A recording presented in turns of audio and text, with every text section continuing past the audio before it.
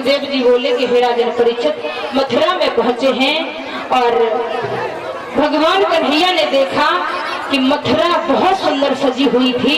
नंद बाबा से आज्ञा ली कि बाबा आपकी आज्ञा हो तो मैं मथुरा को देखने के लिए जाऊं।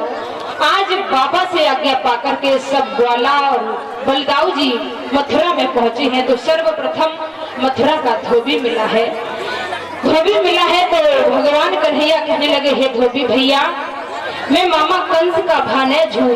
धोबी मदरे के नशा में था, बोला तो बैंड बजवा दे तुम उनके भानेज हो, बताओ। भगवान कन्हैया बोले, मैंने कब बोला है, मैं तो अभी बता रहा हूँ, मैं कुछ आपसे कहना चाह रहा हूँ।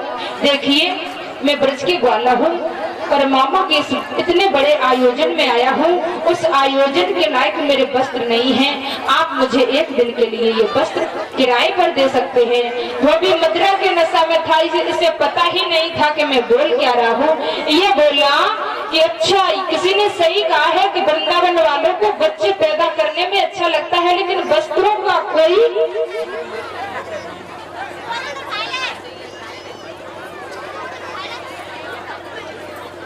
और इसी के बीच में 101 मुद्राएं प्रदीप यादव जो इसी धाम के रहने वाले हैं, भगवान के दरबार में भेंट करते हैं, कामना करते हैं प्रभु इन भैया के जीवन में भी सुख शांति रहे, समाज में सम्मान मिले।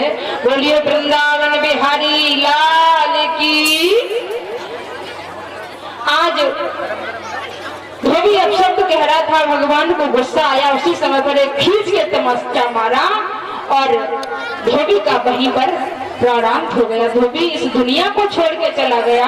बताया कि वो आज ग्वालों ने उस पोटली को खोला, वस्त्र निकाले हैं, तो कहाँ ग्वाला और कहाँ वस्त्र मामा कंस के।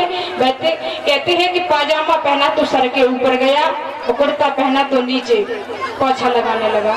अब ग्वाला कहने लगे, कन्हैया ये तो जच नहीं रहे, भले ही राजसी वस्त्र है लेकिन कुत्ते लग जाएंगे, कुत्ते चिपट जाएंगे। बोले तो बोले कोई दर्जी मिल जाए, इसकी फिटिंग हो जाए तो ठीक रहेगा। आगे चले हैं तो एक दर्जी मिला है। उस दर्जी से भगवान ने कहा कि तुम मेरे वस्त्रों को संभाल सकते हो। दर्जी ने कहा, क्यों नहीं प्रभु, मैं तो धन्य हो जाऊंगा। बलदाऊ भैया कहने लगे, अभी धोबी वालों तमाचा काम कर रहा है, तो भाई जे हाँ पहले ही से करने लगे। आज उस दर्जी ने वस्त्रों को ठिठ किया है, सबने पहने हैं।